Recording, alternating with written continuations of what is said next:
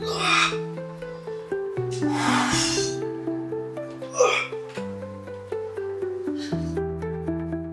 শোনো, বাসায় যেতে হবে। আমার বউ আবার আমাকে সন্দেহ করবে। তাছাড়া অফিস থেকে বের হয়েছে অনেকক্ষণ আগে, এখনো বাসায় ঢুকিনি। তাছাড়া তোমার হাজবেন্ডেরও বাসায় আসার সময় হয়ে গেছে। একটু থাকবো না। আরে তুমি বুঝতে পারছো তোমার হাজবেন্ড যদি আমাদের দেখে ফেলে কি অবস্থা হবে? হাজবেন্ড সে তো অনেক আগেই বাসায় এসেছে। এসব তুমি কি বলছো? তোমার হাজবেন্ড বাসায় ফিরছে, তুমি আমাকে ডেকে নিয়ে আসছো বাসায় ডেটিং করতে, তাহলে সে এখন কোথায়? শোনো, সে এখন যেখানে আছে সেখান থেকে আর কখনোই ফিরবে না। এই তুমি দুষ্টামি বন্ধ করো তো, একটু সিরিয়াসলি হয়ে কথা বলো। আমার কিন্তু কিছুই ভালো লাগছে না। আমি গেলাম, আমার বাসায় ঢুকতে হবে। এই শোনো, কোথায় যাচ্ছো? এতক্ষণ তো ভালোই রোমান্স করলা, আর একটু থাকো না। বাসায় যাবে যেহেতু বউয়ের কাছে, ফ্রেশ হয়ে বাসায় যাও। প্রবলেম নেই, আমি বাসায় গিয়ে ফ্রেশ হবো। যা বলছি তাই করো, যাও ফ্রেশ হয়ে বাসায় যাও। আচ্ছা ঠিক আছে।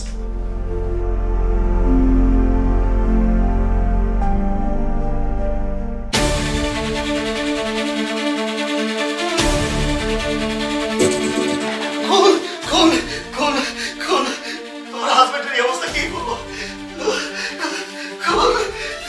তাকে কি মারবো?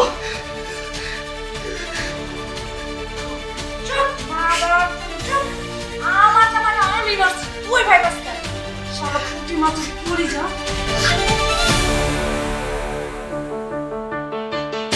আল্লাহ, আমি এটা কি দেখলাম?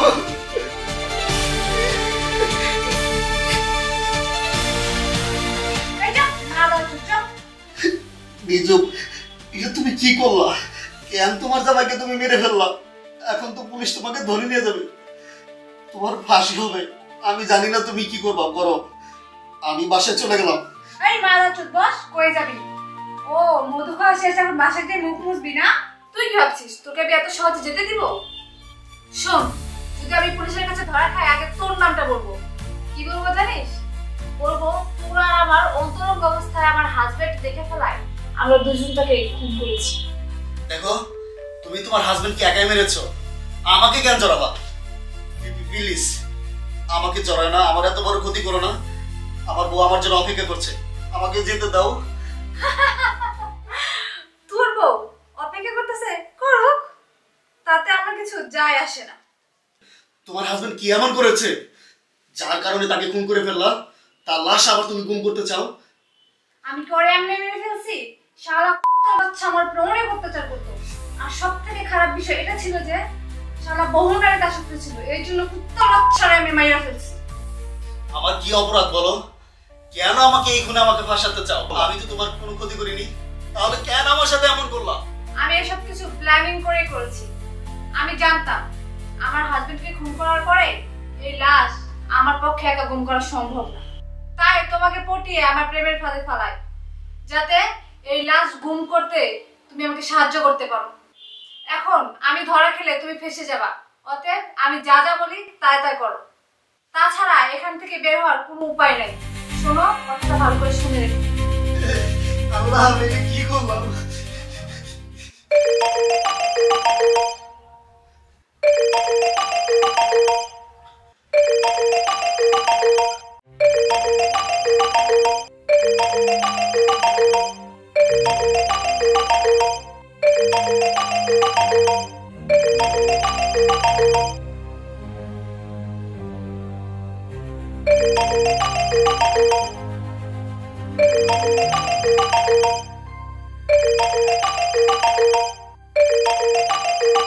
রিসিভ করো, কথা বলো। আরে বোকা, এটা আমার হাজবেন্ডের ফোন, আমার শাশুড়ি করেছে। রিসিভ করে কি বলবো এটা তো ভেবে কোন পাচ্ছি না।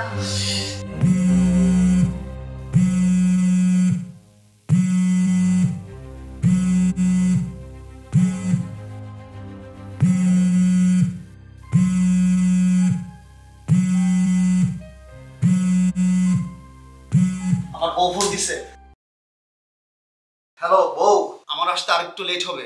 বুঝলাম না, আজকে তোমার আসতে এত লেট হচ্ছে কেন? আমি এখনো না খেয়ে বসে আছি তোমার জন্য। তুমি আসলে আমরা একসাথে খাবো, তুমি এখনো কেন আসো নাই? একটা কাজ করো, তুমি খেয়ে ঘুমিয়ে পড়ো, আমার আসতে আরো বেশি লেট হবে। অফিসের অনেক কাজ করতে হবে আমাদের, ঠিক আছে? কি তোমার বউ কল দিছে তাই না? হ্যাঁ, আমার বউ ফোন দিয়েছে, এখনো না কি আমার জন্য ওয়েট করছে। আমি যাব, তারপরে একসঙ্গে খাবে। বউ মনে হয় তোমাকে অনেক ভালোবাসে। কি সত্যি না? হ্যাঁ, সে তার জীবনে যে আমাকে বেশি ভালোবাসে, আমিও তাকে ভালোবাসি। তুমি কি তোমার বউকে বিশ্বাস করো? হ্যাঁ করি। সে কি তোমাকে বিশ্বাস করে? তা জানি না। আরে কত ভালোবাসা, কত বিশ্বাস।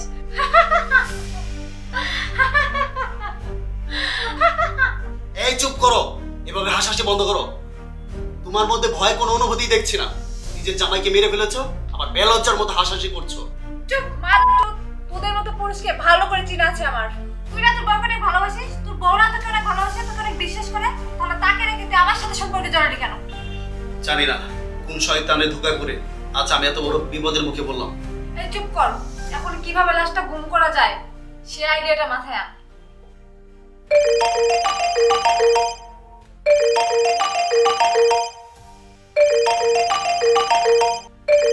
ফোনটা রিসিভ করে কিছু একটা বলো না কেন? প্রয়োজন ছাড়া এতবার ফোন দেওয়ার কথা না।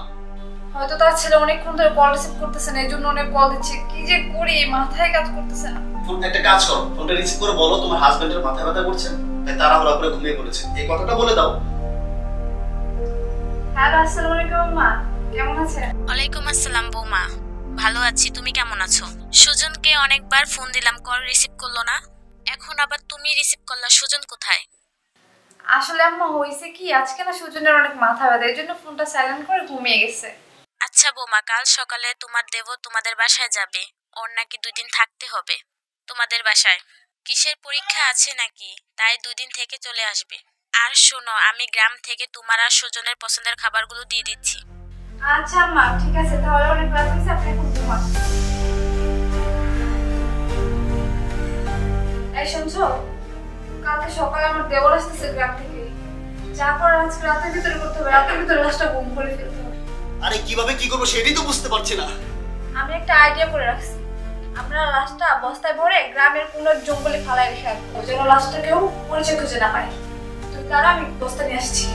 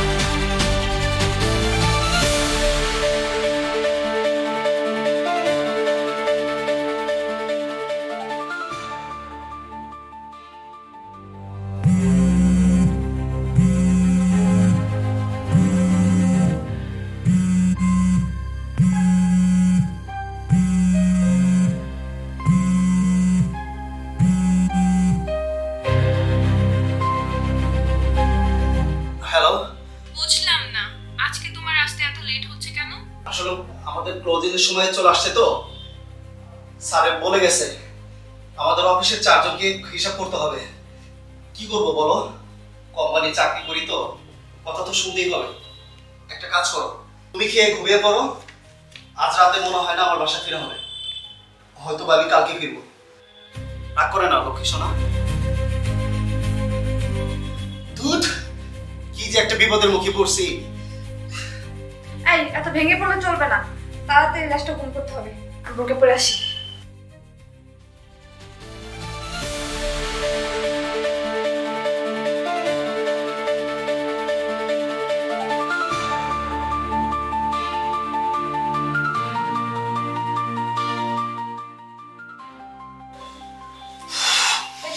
বের হই।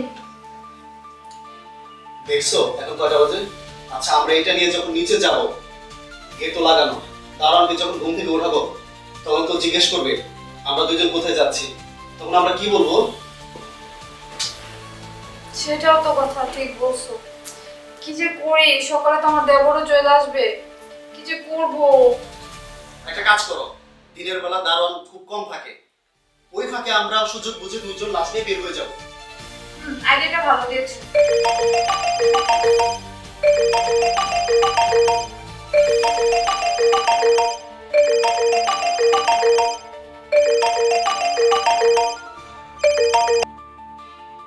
হ্যালো, আজকে না আমার বাসা পুরোই ফাঁকা। হাজবেন্ড তো আজকে বাসায় আসবে না, ও অফিসের কাজে ব্যস্ত। তুমি কি আজকে আসবে বাসায়? হ্যালো হ্যালো, কথা কেন বলতেছো না? দূর। এবার বুঝতে পারছো এত রাতে কে কল দিয়েছে? এই লুচ্চা মালটাকে। কি মেয়েটা? কেন বুঝতে পারো না কে কল দিয়েছে? কই না তো। ওকে, না বুঝলে হবে, সময় হলে আমি বুঝতে পারবো। এখন বলো, চা খাবা না কফি খাবা? তোমার কফি তুমি খাও, এই পরিস্থিতিতে আমার গলাতে একটু পানিও নামবে না। আরে এখন রাখতে কোনো কিছু নেই, পরিস্থিতির শিকার এখন আমরা। তুমি বসো, আমি কফি বানিয়ে নিয়ে আসছি।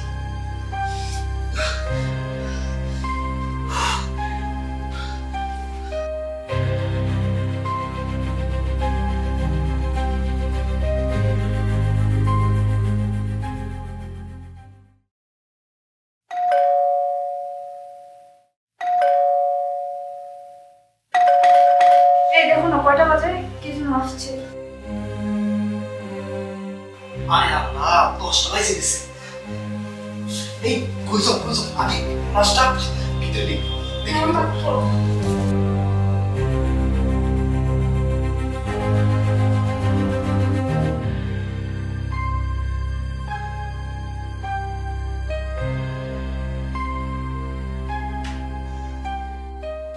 আসসালামু আলাইকুম ভাবি। ওয়ালাইকুম আসসালাম, কেমনে? ভাবি, আমি নেটের লোক সাদ্দাম। শুনলাম আপনার নেটের লাইনটা নাকি স্লো কাজ করে, তাই রাউটারটা একটু চেক দিতে আসলাম। কে বলছে? নেট লাইন তো পুরাই ফাস্ট, কোনো প্রবলেম নাই। না, ওই সুজন ভাই 2 দিন পর পর আমার অফিসে কমপ্লেইন করে আসে বসের কাছে, তাই বসে পাঠাইলো। সেটা বুঝতে পারছি, কিন্তু আমার জরুরি কাজে বাইরে যাইতে হবে, আপনি পরে এসে। আচ্ছা ঠিক আছে, তাহলে আপনি যান। ভাই তো বাসায় আছে তাই না? বাইরে ডাকবেন, বাইরে নিয়ে একটু চেক দিই। আপনার ভাইয়ের শরীরটা খারাপ তো, উনি ঘুমিয়ে আছে, টাকা যাবে না। ও আচ্ছা, সরি ভাবি। তো ভাবি, আপনাকে তো অনেক সুন্দর লাগতেছে, সেজে গুজে বেশ ভালো করে আছে। কোথায় যাচ্ছে? আচ্ছা আমি বলছি না আমার নেটে কোনো সমস্যা নেই, সমস্যাটা পরে আসবে না, এখন যান। ঠিক আছে, আসেন। ভাইকে বলবেন আসতে।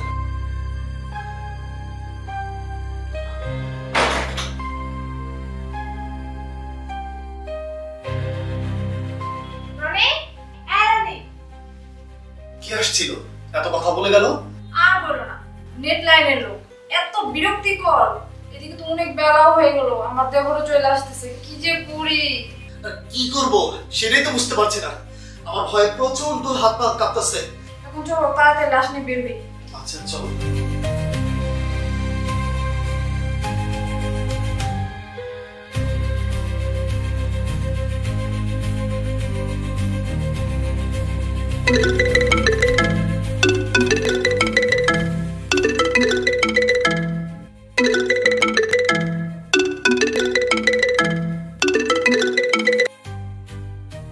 হ্যালো। হ্যাঁ ভাবি, আমার আসতে একটু লেট হতে পারে, আমাদের গাড়ি এক্সচেঞ্জ করছে, আসতে লেট হবে। ঠিক আছে, আমি একটু পরে আসবো। ও আচ্ছা, সমস্যা নেই, তুমি আস্তে ধীরে চলে আসো। এই আমার দেবর আসতেছে, তাড়াতাড়ি লাশটা নিয়ে বের হয়ে যাই, চলো। ঠিক আছে। আচ্ছা দাঁড়াও, আমি বোকা করে আসি।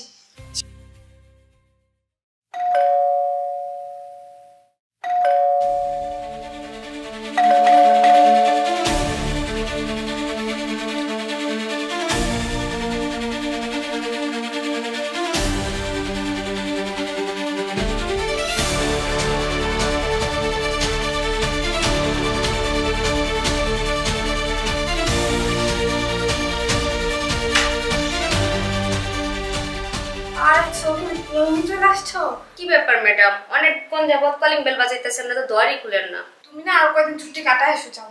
কি কোন ম্যাডাম, আমি তো কয়দিন ওই যে ছুটি কাটাই আইছি, এখন আবার যাইতাম? আমার না এক আত্মীয় অসুস্থ, আমার না বাসায় থাকবো না, তুমি চলে যাও, আমি কল দিলে আইসো। আচ্ছা ম্যাডাম, আইসে যখন বলছি তাহলে রুমটা একটু যাবে দিয়ে যাই। আরে না না না, তোমার কাজ করতে হবে না, তুমি আজকে যাও, আমি কল দিলে পরে আসবা। পরে আসবো? বাইজান কই? বাইজান পেতে তুমি কেন? আসলে আমার যাওয়ার তো ভাড়া নেই, তুমি এখানে দাঁড়াও, আমি আর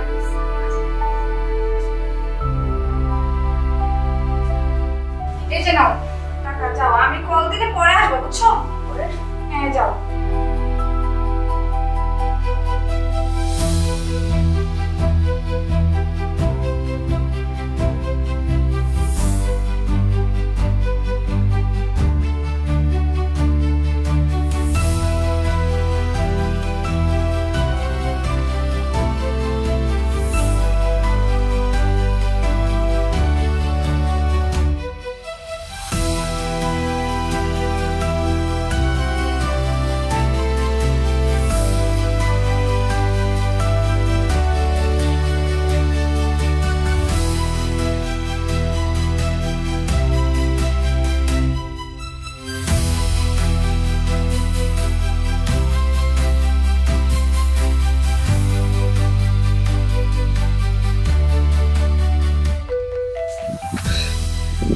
দেখো, এখন তুমি যা করার একা একা করতে থাকো, আমি আর তোমার সাথে নাই, আমি চললাম। আরে তুমি কোথায় যাবে আমাকে একা রেখে? যতদিন না পুলিশ আমাদের দুজনকে খুঁজে না পায় ততদিন আমরা একসাথেই থাকবো। পুলিশ খুঁজে পেলে তোমাকে পাবে, আমার কি? আমি তো তোমার জামাইকে খুন করিনি, তুমি একাই খুন করেছো। আর তোমার পাল্লায় পড়ে আমার বউকে আমি অনেক ঠকিয়েছি। আর না, প্লিজ এবার আমাকে শান্তিতে আমার বোনের সংসার করতে দাও। আরে তোমার বউকে তো তুমি কিছুদিন ধরে ঠকাইছো, আর তোমার বউ তোমাকে দীর্ঘদিন ধরে ঠকাইছে। মানে এইসব কি? আরে তুমি তোমার বউকে যতটা বিশ্বাস করো, যতটা ভালোবাসো, তার থেকে বেশি তোমাকে ঠকিয়েছে। সে একটা দুশ্চরিত্র। কি মাগি, তুই আমার বোন আর একটা বার আজে বাজে কথা বলবি না। তোর চরিত্র যেরকম খারাপ, তুই অন্য মেয়েকে তাই ভাবিস, তাই না? চুপ মাদার চুপ, মুখ সামলে কথা বলবি। আমি জানতাম তুই আমার কথা বিশ্বাস করবি না, এই জন্য আমি প্রমাণ সাথে নিয়ে আসছি। দেখ, চিনিস নাকি নাম্বার? এটা তো আমার বোন নাম্বার, এই ফোনে সেভ হলো কিভাবে? শোন তাহলে, তুই জানতে চাইছিলি না কেন তোকে আমি আমার প্রেমের ফাঁদে ফেলাইছি? তোর বউ আর আমার হাজবেন্ড দুইজন পরকীয়া করতো, আমি তাদের অনেকবার ধরছি। কিরণ, তোমাকে তো আজকাল পাওয়া যাচ্ছে না, তুমি কেন বেশি ব্যস্ত? স্যার আসলে জানিনি, নতুন বিয়ে হয়েছে, হাজবেন্ডকে সময় দিতে হয়, এজন্য আর কি। তুমি হচ্ছ আমার খুব কাছের একজন মানুষ, আর তুমি দূরে থাকলে হয়? কাছে আসো।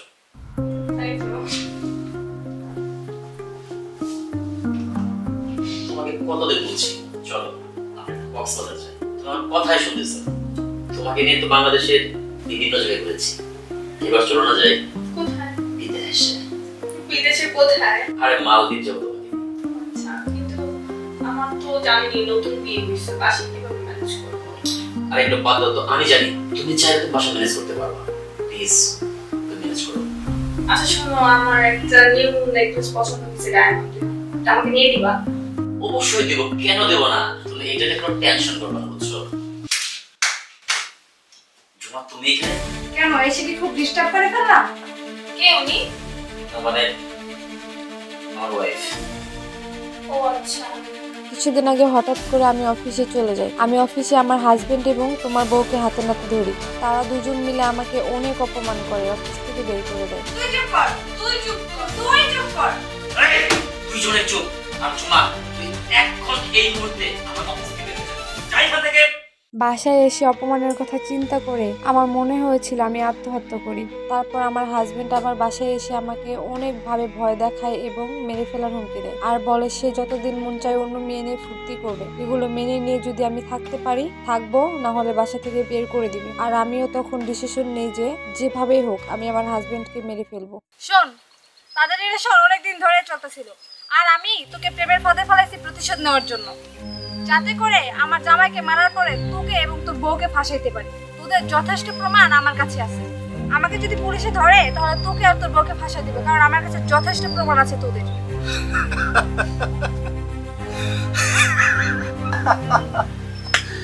তুমি অনেক বুদ্ধিমতী গো। আচ্ছা তুমি সিরিয়াসলি কেন হয়ে যাচ্ছ? আমি তো জাস্ট তোমার সাথে দুষ্টুমি করেছি, আমি এমনি মজা করেছি তোমার সাথে।